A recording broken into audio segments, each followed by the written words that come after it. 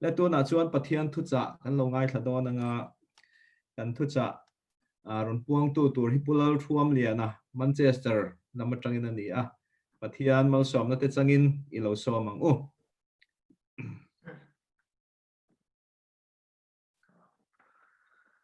UK Zofate Voina Zoom platform kaltlanga pathian polna ahu hawa mang thea local khom song song te Krista mingin sibai kan book masa chu ei thuma an neila lom thu soi ka duwa Zoom kaltlanga in khom hi alok pui ber pol kani karinga karon thlen lima khohar taka online covid 19 avanga lockdown avangin kan han kho harle zuala chuta zoom kaltlanga in kho man om kha cholni thlen hlan te kan hak hel em maya katan chuan zoom ma in kho ma om hi alom om zo kan ni lom ni o zoom ni lowin londona kal thin tur ni sela ka thin ve don si lo tu ma ka tong don lo anga ni covid 19 zara hi zoom kaltlanga in kho ma om hi katan chuan mal som na ni hi ka ti hiao nge Zoom kaltlanga in khom zara he Manchester lama unau te chung kwa te thian tha te min ngei sak tu te phei chu mail ngei po kan han in mua ka voina te kan nau te job le josia te le an chung kwa te ti chuan hei Winslow nu khu min te ti chuan Houghton lama Warrington lama p geneti te Dr. Peter te chung kwa hei Joshua te alive nge ka mu ten ming kan lama ka ta hian an lu maya an ni ne na kan in ton theina poi zoom in khom kal tlang hi ania aro pu hi ka tem em maya ti chuan ra la tangin in hori lo mai lai pu sang khu mate reverend sang khu mate min ngai sak em engi an tia message nen tiang chuan UK Zofate hi pathian in chung kwa atan heta min lo da saka covid 19 kal tlangin chung ko zau zo ka min seng lut ni in ka thia kong le lama chuan kalom khop mai UK Zofate in khom a hian flok na satak ke in ka chara voina ka hlok na char pia lama hi pathian thu cha soi tura hun tha du sakna ka changte po hi kalom le zuala masa in chu tiang chuan lom thu kan soi masa ni le kan in hana tur thu puya ta na ka than chu Thil thaber ti ania khovela Thil thaber a om theidona mi ti turial khopin tun lai chuan rin na konga po theology lama po adik verle thaber po om thei to lo ti ten lar em mai po ti chuan ni tin kho sak zia rima po tu ma kan dik bik lo a thaber adik ber po om thei lo ti khovel postmodern idea hi kan rin rol ti deuh tho to mai nia chu tiang khovela chuan kan chen mek lain voina Thil thaber kan tan enge ni ang ti kan ngai tu thar le kan duwa pathian thu mangin kan in pol ho na kan ngai tu ho tan kan thangani in hana tur bible chang pahni kan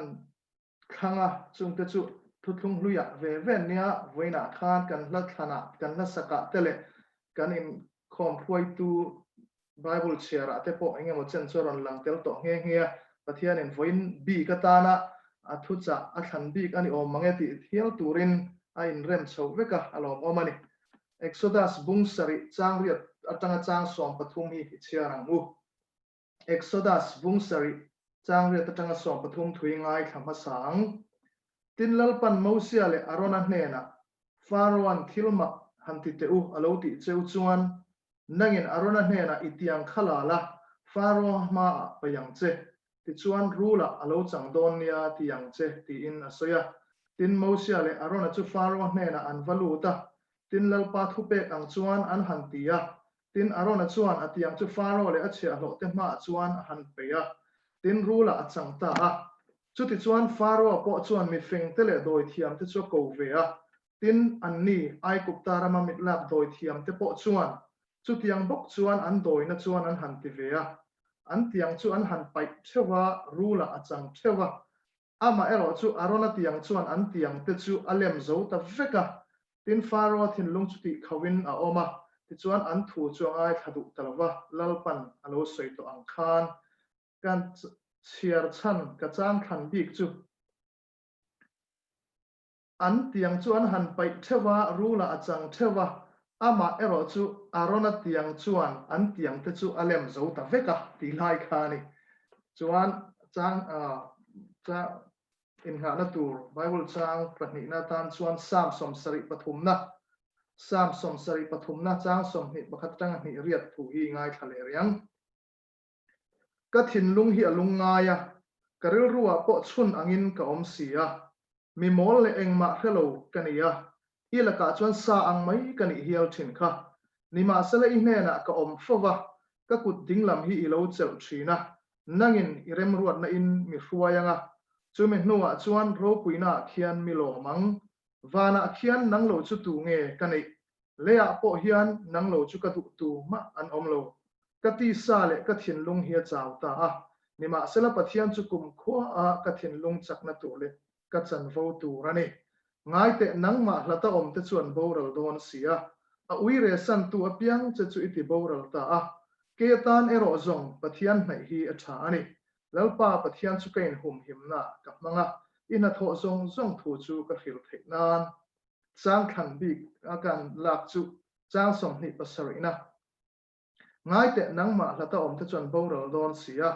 a uire san tu apiang che chu iti boral ta a ke tan ero zong pathian nai hi a tha ani ti lai khani pathian ni thu kan sial te mai kan zaina tharin malmin som ro se amen trong tai na toy mang o lalpa uveina imi te tan hun tha le ni lo om tak hi her chu tira boruak thiang nuam tak te he uk a po mang thei tura imi te min enkol na awangin kan lo ma abik takin he zoom kaltlanga nangma polna le ithucha mangte in pol hona kan nei thewang hian kan lom le zu alani voina lalpa ni tin kan nona kan tana thatur nia kan ngai tam takte aya thazo nangma nei hian izia ithu mangin a tharin min khil non le la kan tua en kan in buat sai na tlom takte le kan thu soi chhuate mang hian soi tu le ngai thatu kan zawa hian tharawa tharamin pola nangma a hlim na le lom na thara changa nangma a mason na e khovel kan nun kong khwal sen kong kan zo na po kan ke pen kan thiam theina na zerlai poimo tak min zertira malmin som le tur chen kan thu soi tur zong tele kan in buat sai na te kan al pai so krista mi ni hena kan non la ne amen hey kan thiat thawangin khovel theina le thiam na asanga mi tam tak phei chuan pathian mamo to lo hial ang tur khopa in ngain mi hring theina le thiam na te aro puizia anan mu hian an chuang du hial ani chu wang tu lai khovela chuan hei pathian om ring lo pathian mamo lem nilowa in ngai khovel fin na le thiam na mi hring zirtir na manga thataka kan nun chuan pathian mamo na chan tur ka khelo ti hial khopa khovel theina le thiam na ro puina changka na ina oi te kan pung tial ani chu ke ni mi zo za deuh tho christiana in chal te zinga po hei asap tong takin atheist in tingam mo pathian kama mo na ka khelo pathian ka ringlo in ti ngam khopin thalai zinga te mi tam tak kan lo om chhota a hi in dem mai thei po ani lo a chan chu khovel kaldan khovel kan mu thei chinana min hruai dana hian aro pui ema thilati thei ema mi hring thiam na te theina te chu wangin in dem lei thei po ani lowa a hrimin pathian om ring lo kan ti te hi chit humin hei systematic theologian ro pui ta Paul N chuan a thena a chi khatna chuan dogmatic atheist satia dogmatic ti chuan athurin zong hrimma pathian om ka ring lo tia tong kampo chak chuaka pathian om ring lo Paul khan om tok mai ni engte chu afia maya dogmatic atheist ho chu ti chuan chi ni na ero chu virtual atheist santia virtual ti chuan pathian ti tong kam ring lo amai ro chu engkim bul le nar engemo in nga na om ni a ring Paul hei theologian zinga chuan Paul Tillich ngai dan ground of all being tiang chi te lara chuan Greek philosopher te hian hetiang ngai dan hi an nei het khop maya pathian hi mi zenei minung pathian anga ngai lem lo masala engkim bul le nar chu om ni omani ti ang chi vela ngai dan pa ngai hi om ve boka chung chu virtual atheist an tia chung te po chu ke ni a chuan kan la claim inarin oma ni china dogmatic atheist apo kha kan la tam lo khop member chu kan om lang sar tak point hei Facebook lama te po social media group lama te po mizo atheist group a oma amin lo tel ve nge amar chu mizo atheist group hian a pathian ni kan buai pui khop mai chu tiang chuan a om lo ring chung hian kan buai pui ber pol chu ni tho mai po kan soi tom chu khami pahnia chuan kan la tam lem lo amar chu a pathum na a soi practical atheist ti hi oma practical atheist ero chu trong kam chuan pathian a om lo ti lo pathian om ring ve in khom te po ka in khom ve ho kang chu amar chu ni tin nun khosak zia pathian a omani ti reng lan tir lo mo pathian za derna te pathian mangai na te mo pathian du dan reng ngai sak lem lo ani tin khosak konga ero chuan pathian om lo ang mai khosak kha an om le ni tia chung zinga chuan mitam tak kan tel thung arin omani vai kan han soi tum lai taka chu atheist kan ti te chuan secularist kan ti te secularist ho chuan khovel fin na le thiam na sang zelanga sa khwa nei chu mo lai thila mai ani a mi hring changkan ma lo in nga na mai ani chu wangin khovel thiam na le theina sang zel hian sa khwa nei chu ala rap betanga ala sira ala no langa ala bo mai don ani ti ngai dan an nei lian le maya ar chu po chu tu lai khovela chuan adik lo chotial tiala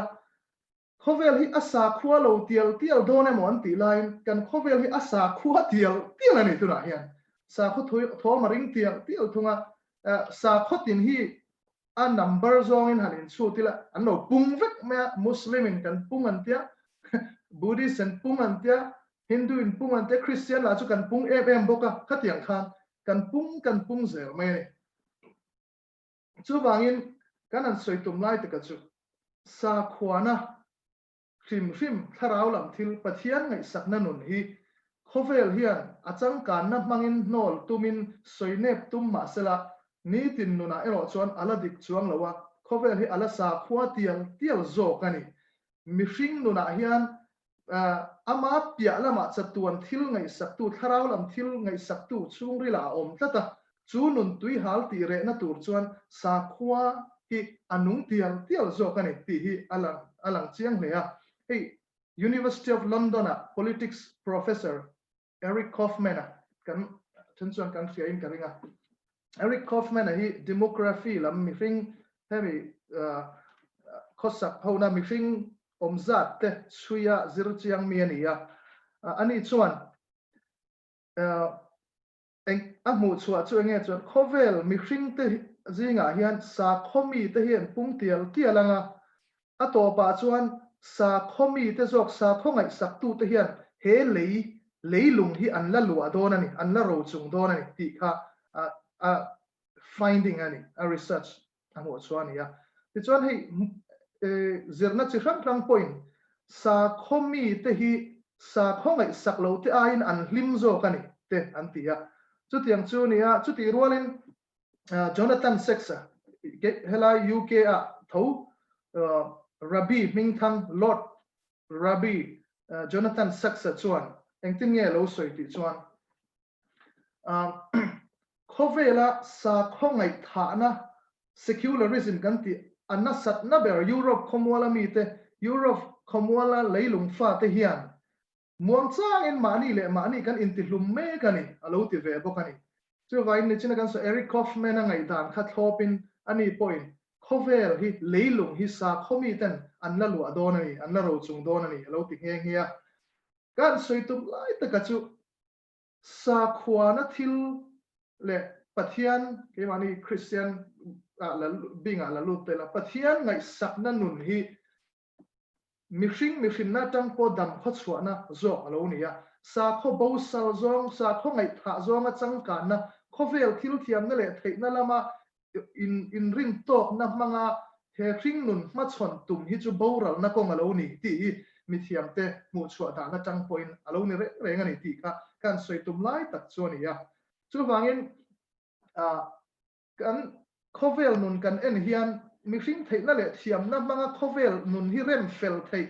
ti that tial thei ni sela chu nat te hi om to lo hial tur khopa moi ani line hei kan khiat theu angin zoom in khom kan nei chan po khovela nok tial wa ani ya tun manun dan pa ngai po kan nung le theng em ti tur khopa khovela buai wa ani theng wa hian kan theina le thiam na mi hring theina le thiam na hian eng chen po theng ma sela khovel buai le nok hi rem fel lam ain ti buai zual zel zok din hun ading ani lom ni ti tur hian a oma chu vain poimo mai chu eng tin nge he khovel buai le nok tial ma sela kan chuan em thil ti thei le ro pui thiam na fin na sang kan ti tial hi kan ma chonang ti kha a poimo lai chu ni ya ta het ka soi ve fo thin thon thu pakhat a oma Portuguese writer Minkang Paulo Coelho thon thu Paulo Coelho chuan khovel rem fel dan ti thon thu toi te azia ka papakat hian atialo newspaper achara afanukum ngami lekhan aron ti boile thin hei apa hi hian ente atia a in a choice chen khat karon hu le thina a newspaper share kha tui lei theilowa angai tu swap ta newspaper hluya khan khovel map lem khovel lem kha oma chu apot kher ta no pang kum ngami rem thiam lo tur khan khovel map hei hi khovel map ania ei hian rem la i rem zo huna i rem zo fel ta tia menon mu don ania hatia khati kha chuan pa khana ngai thavi maya engtika ma rem chuak don lo ti kharin dan ania ti buai to lo tura ngai amar chu rei lo teron kir ta maya e apa ka rem zo to nia ro teron en tir khan khovel map kha arem dik thap boxia makhati le engting ani athiam zok ni tu lai no pang hi in va fing ve nge anu hian lo zir tir ru reng nge te anu hian lo pui reng nge te anu ten ring hel hial ruma ta chuan engting nge hei reilo te chunga he khovel ma phi iron rem dik thei maya tina zota afanu te chuan apa mo ale lama khan mi hring lem oma mi hring lem kha ka rem dika ale lo hilo dik mai ni also khop mai te apa chuan o ani don tak mo a khovel map le lama khan mi hring lem oma kha kumngami mai chano pang te tan chuan mi hring lem kha chu rem dik a har lo wa kha thi amani kan sei tum lai chu khovel nok buai heng na kan ti te har sat na chi sang mi tam tak tan chuan hei tuna po moral lam ril ru lam har sat na nei tan an tia doctor lam te an than hem ngai em ma sa kholama tang po in ril ru lam buai na sat takin kan tok me kan ke po tu lai chu achang chuan kho har ne zirlai ne enge mo chen hi ril ru lama phurit a oma ka achang chuan ka buai dewa ni lom ni ke ma te ken te chu tiang khop chuan tun lai khovel hian ril ru te hi achok buai vel em men au chu heng khovel pon lam lan dan thil tam tak te kan thlir kan buai na kha arem fel na chu pon lam thil khovel a hian a lo ni lowa ke ma ni a mi hringa hian a ti rem fel na kha a lo om zo ani ti voina kan khiat thar kha duai me ma ani le chu mi hring chu engtinge kan rem felang ti taila mi hring nun rem fel theina thu tak chu Isu Krista hian awani Isu Krista pathian in ponna fam kim mi hring fam kim pathian fam kim kan tia Isu Krista rin na kan sa kho zir tir na ngai tha lova he nuna kan kal hian mi hring run nun hi kan no rem dika sa kho zir tir na pathian thu ngai tha zonga mi hring nun akal nat paule a buai chuar tial zok khalo nia chung buai ne theina chu keima ni nun hi Krista rem dika rem fela alo om phot kha a poimo lai chuani chu sam ziak tu hian a kha chiang hle a sam som sari pathum na kan chiara khan engtin nge ti chuan achang masalam kha kan chiar lawa kan chiar le lokanga chang khatrang chang thum te chang som pre som pakwa chuan pathian chu Israel ho chunga alo thange mai thinlunga thiang nim te chunga chuan nima sala ke zongen karap pel thela ka ke pen te hi atleu le kani mi suak sual te van nei zia ka mu hian mi wang thuang te chu ka otsia anni chu mun na taka te da nge ya siat na te pai khat tak thina engti zia nge mit khapkar chawa an tiau tak ni o tia hela hian sam somsari pathum na bulatanga kan share chon kan khathiam vek anga voina avain kan share chok to herlo wanga khovel nu na thira sam ziak tu khan mitam takha an muingila kho ni chen kan soita han khovel finna le thiam na manga mitam tak in check ar ingani in check muka intivate tam tak te kha huwa a ot veli chung mu chuan karap pel lek le ka ke pen thi tleu le thina ni hatia ama e wa chon nuwa ka han thi thira an ni chu mun na la I lo da a chiat na te I pai kha eng tik ziang e mit khap kar chaw an boral an tiau tak ni atile ta ni thang zong kha kan o le khovel thilina o tur che khang min pek thil tha chi khang min pek kha pathian ne na kan inkar atanga pathian na kan nun kan rem fela kan han thira ro chuan heng hi o tlak an lo ni lo wa chiat na pai lu an nia mit khap kar le ka ral thir an ni zia alo langa chu kan exodus a kan chiar ta mosia le ai kup ta doi thiam te chanchin ka han chiar chan kha helai ti fi anan hian ka duwa mosia kha kan khiat thap angin ai kup ta fin na ro pui zia le a faro a ho te le a doi thiam te thei na thiam na san zia kha chiang em tu ania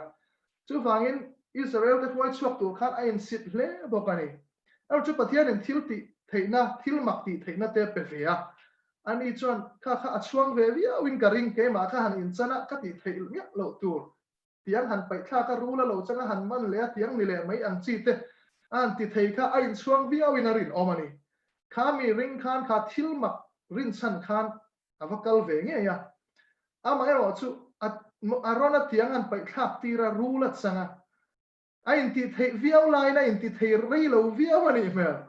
faro ana doi thiam te mi thiam te ko ve nga la hey Mosia hian ron ti ve khang langa hi ama chaw ti thei in ti ni hi han ti ve te wati tiang han kha tiang pakhat mai lo tiang tam tak han kha ru lan ron ni ve sup mai ni karin darin Mosia kha ameng phok mang ang man viau win karing ani ina a in ti thei pui em kha khofel thiam na ai kup ta thiam na khan alo ti ve thei lu tu kani tiang pakhat mai ni lo tiang tam tak mangin an zui mai ni kha ama ro chu Mosia mang ang abuai ve lai tak turas he thon thu kan ti dong ni he thu ka chera karil ruwa ka lim pui em chu nge jang ka lo feel ve chu arona tiang in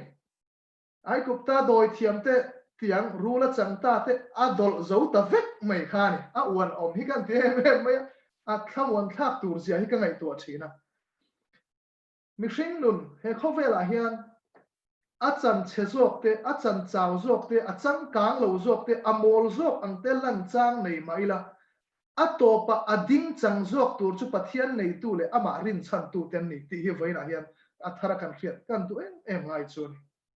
kan khovel le kan che vel kan thira ke ni aya na sa zok le ro pui zok te fing zok le thei zok ni a kan ngai tam tak an oma ama ero chu chung mi te chu pathian rin na chang khelo pathian in ha na chang khelo an lo ni chuan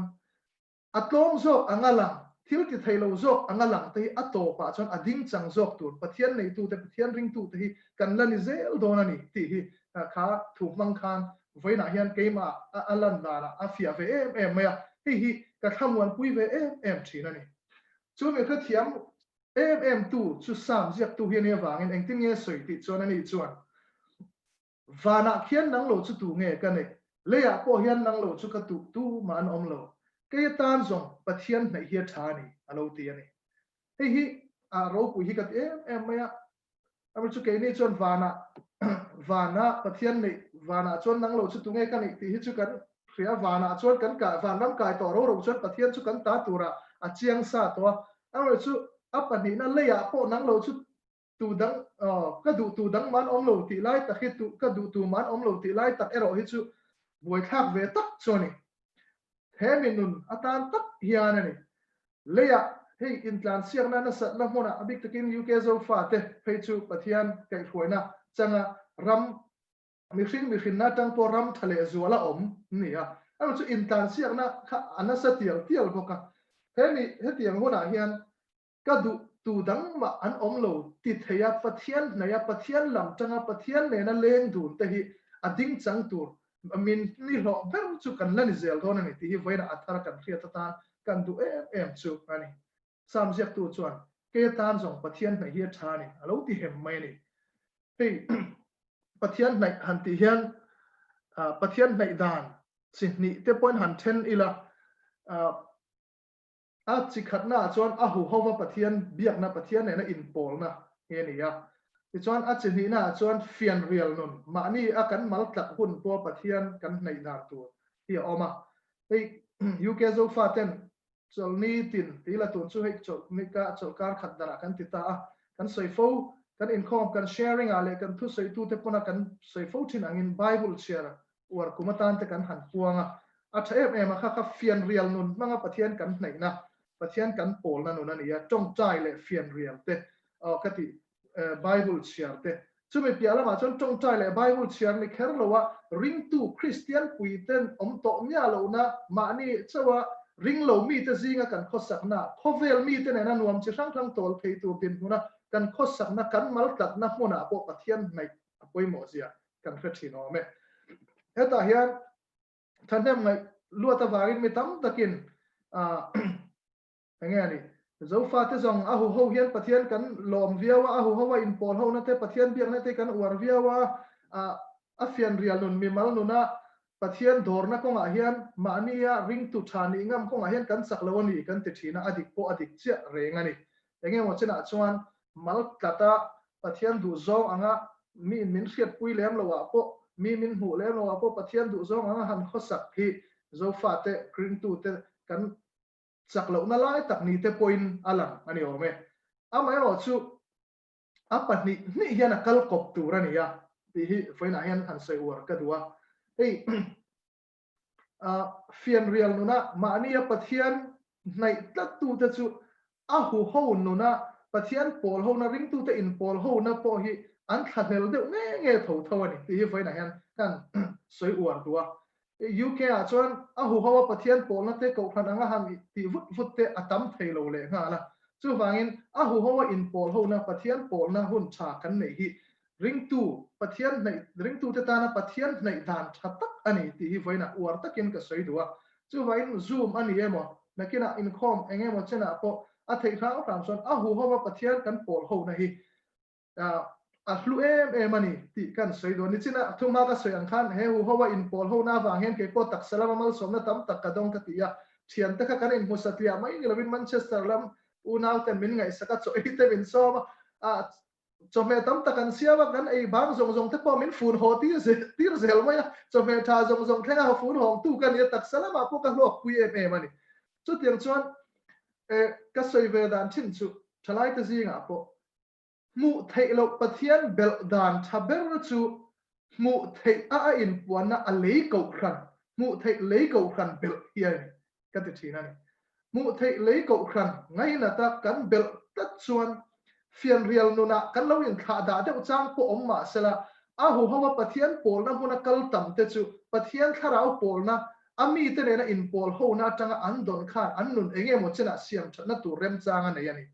chu ti ne lawa hu ho nun po ngai poi mo lo mi in khom bang lo hong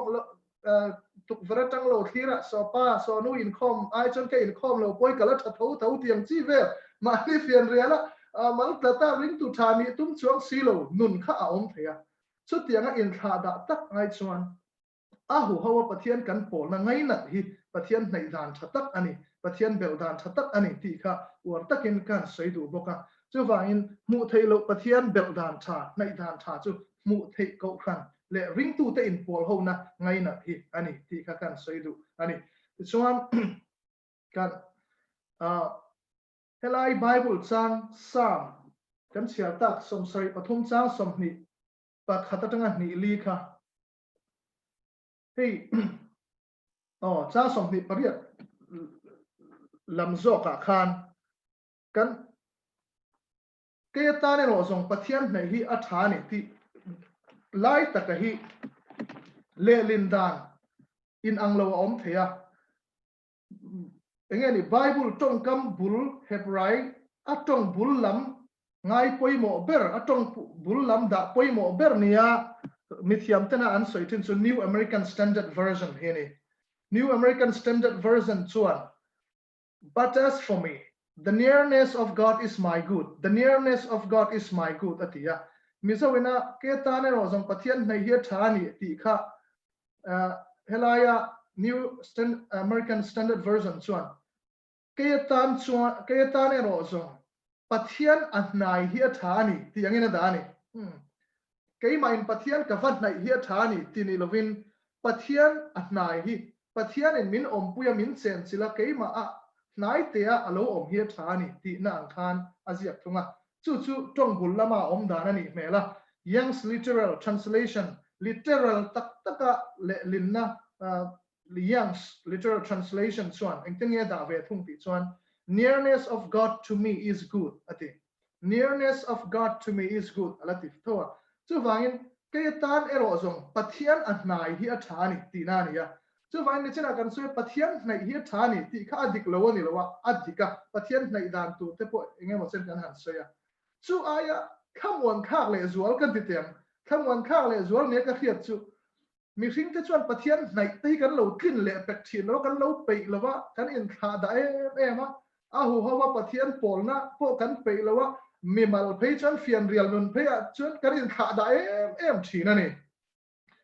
am chu tiang khopa in kha da le pathian nai tum lo le nai pe lo te tan po pathian that na chu ama hian min lo nai reng hian ni ti hian ni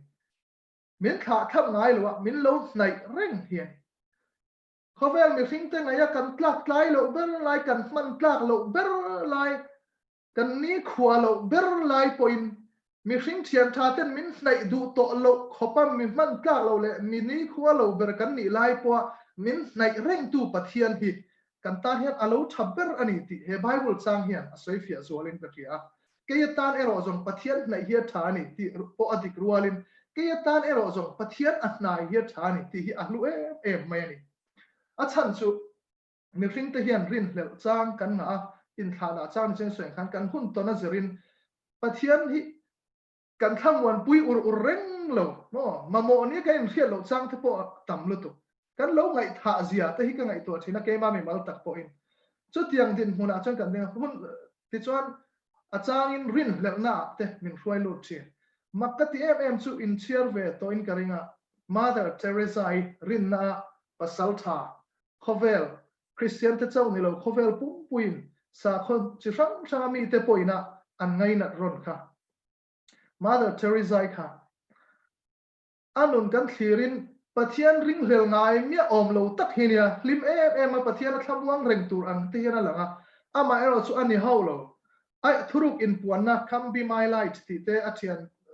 tenen ale khathon chen khat hal ral turati an hal ral lawa an ron publish ta ang chi a te khan kan sial chuan kan hu thei ome a in puan na chuan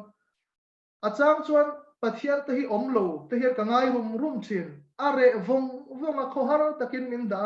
pathian hi lo emo tin ka bei dong hial thina ni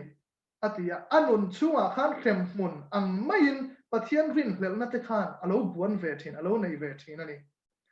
ama khop maya chu wangin kan ha soi tum chu mi hring abik takin pathian ring tu te phei chu rin hlel na hian mangin setan hian min bei zual tur hi lo ni renga pathian po ring hlel chuang lo rin po ring chuang lo mo a engwa po ri lo ngai po ngai sak chuang lo ngai sak lo na chang po kha lo ha chu setan tan po bei tur kha lo thin rima masala pathian ring tu pathian in na tum tak te pathian nai du tlat te tan chuan setan hian lak then min tumarin hlel na mang te point min la bei fo don ani ama yo chu ti huna po keinin kan rin hlela kan bei dona har satna kan to lai po min nai thul ngai lo athin lum chunga min kol renga min ngai ven reng tu pathian alo nai reng hi kan tan hian alo thaber meni chu mi khian na chuan thamon na mi siam sak thina ni ti hi foina kan soi thar du chuani a ani chuan min thei ngil ngai lo wa kan kluk na mun kan mual pho na mun kan chiat ber lai hun le kan mang an ber lai huna po engtik lai po kan khiat thei lo lai po in mamo nia kan in khiat thut chuan tho phang po in bia ila ani chu kan kiang a hian alo om renga chu sam jiak tu hian alo hu chiang ma ani pathian ngai chuan a chang chuan ram samol tak mai angin kan khosa ram samol tak ang mai khosa kan ni zia khia kan lungaya sam jak tuna soyang kan ka thin lung hi lungai karil ru po chun ang ni na om sia mi mol le engma khalo kania ila ka chon sa ang mai kani lai hin nima sala inena ka om fa ka kut ding lam hi lo cheu thina nangin irem ruat na in mi hruayanga chu min nu a chuan ro puina khian mi lo mang ati ani kan kut ding lama hian min lo chel reng thin ani le chu wangin UK zofa te hi abik takin kan chen na khovel kan omna Europe khomwal hi secularism anasat ber na munania pathian le ako khan ngai poimo lo na kan tiang chu ngai nep na tun lai kharau ina abual na sat na mun a cheng kan ni mihring na zong chuan din hun tha le na tha te thoka pathian mal som na dong te kan ni hlom ama ero chu pathian ngai sak lo sa kho lam ngai tha zong le krista kan nun rem fel tum lo wa krista aya mihring theina le thiam na he khovel nun dan phung na sala kan lu vai chuan mi mal le chung kuanga kan boral na kong kan zo the ni ti voina ka han soi